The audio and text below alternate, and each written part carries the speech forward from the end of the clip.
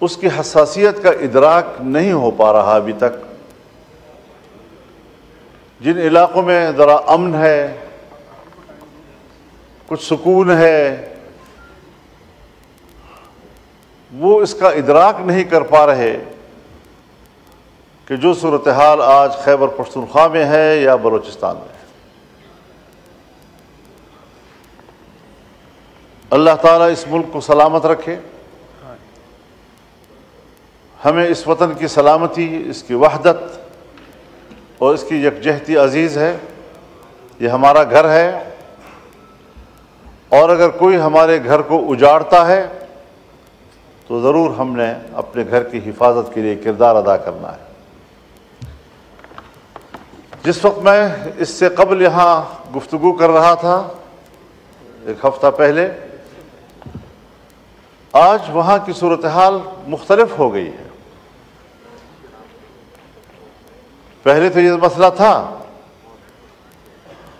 کہ پولیس کے بارے میں نے کہا کہ سورج غروب ہونے سے پہلے وہ تھانوں میں محدود ہو جاتے ہیں، انہیں باہر نکلنے سے منع کر دیا گیا ہے، ساری رات صبح تک مسلح گروہوں کے قبضے میں ہوتی ہے، سڑکیں ان کے قبضے میں ہیں، دیہاتیں ان کے قبضے میں ہیں، دیہاتوں کی مسجدیں ان کے قبضے میں ہیں، لوگوں کے بیٹھکیں ان کے قبضے میں ہیں۔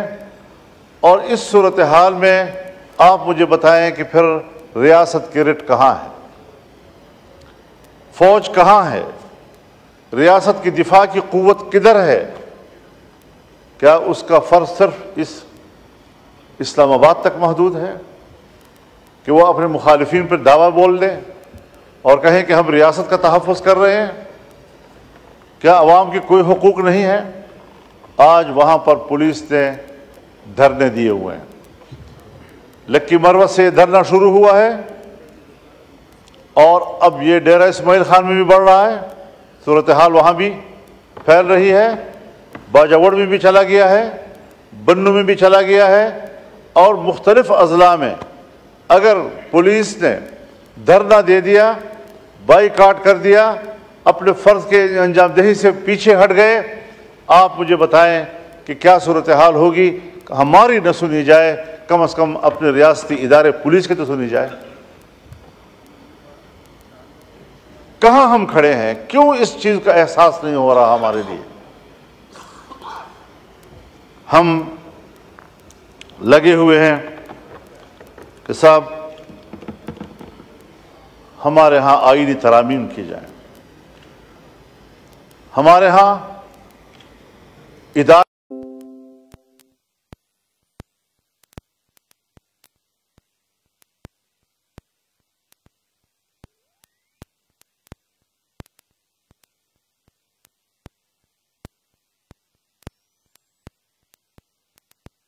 صبح تک مسلح گروہوں کے قبضے میں ہوتی ہے، سڑکیں ان کے قبضے میں ہیں، دیہاتیں ان کے قبضے میں ہیں، دیہاتوں کی مسجدیں ان کے قبضے میں ہیں، لوگوں کے بیٹھکیں ان کے قبضے میں ہیں۔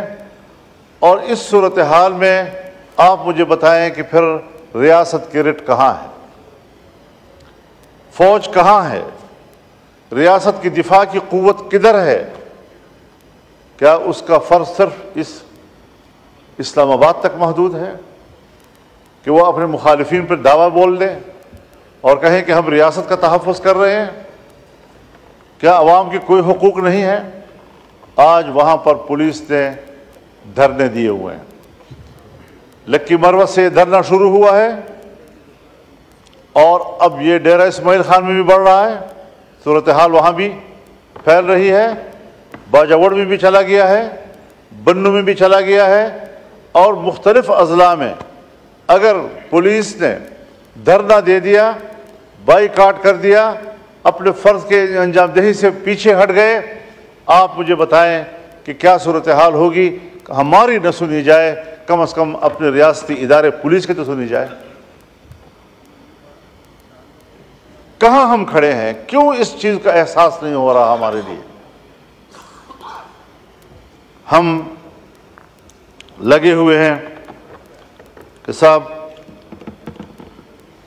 ہمارے ہاں آئینی ترامیم کی جائیں.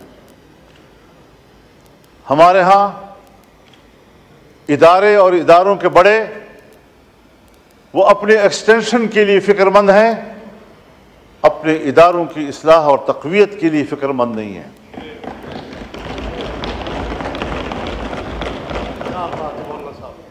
ایکسٹینشن کا عمل اگر فوج کے اندر ہے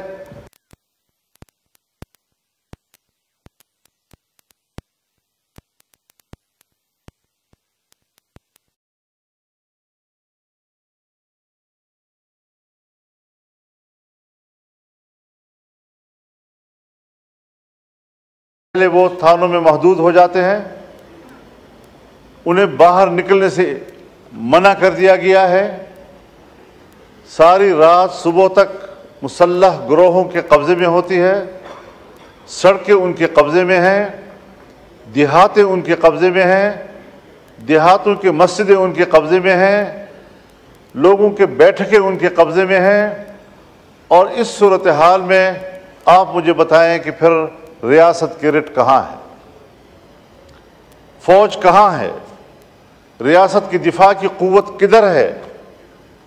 کیا اس کا فرض صرف اس اسلام آباد تک محدود ہے کہ وہ اپنے مخالفین پر دعویٰ بول دیں اور کہیں کہ ہم ریاست کا تحفظ کر رہے ہیں؟ کیا عوام کی کوئی حقوق نہیں ہے؟ آج وہاں پر پولیس نے دھرنے دیے ہوئے ہیں. لکی مروت سے دھرنا شروع ہوا ہے اور اب یہ ڈیرہ اسماعیل خان میں بھی بڑھ رہا ہے. صورتحال وہاں بھی پھیل رہی ہے، باجوڑ میں بھی چلا گیا ہے، بنو میں بھی چلا گیا ہے، اور مختلف اضلاع میں. اگر پولیس نے دھرنا دے دیا، بائیکاٹ کر دیا، اپنے فرض کے انجام دہی سے پیچھے ہٹ گئے، آپ مجھے بتائیں کہ کیا صورتحال ہوگی؟ ہماری نہ سنی جائے، کم از کم اپنے ریاستی ادارے پولیس کی تو سنی جائے. کہاں ہم کھڑے ہیں؟ کیوں اس چیز کا احساس نہیں ہو رہا ہمارے لیے؟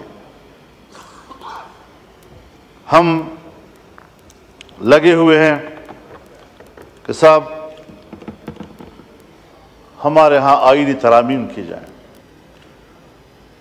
ہمارے ہاں ادارے اور اداروں کے بڑے وہ اپنے ایکسٹینشن کے لیے فکر مند ہیں، اپنے اداروں کی اصلاح اور تقویت کے لیے فکر مند نہیں ہیں.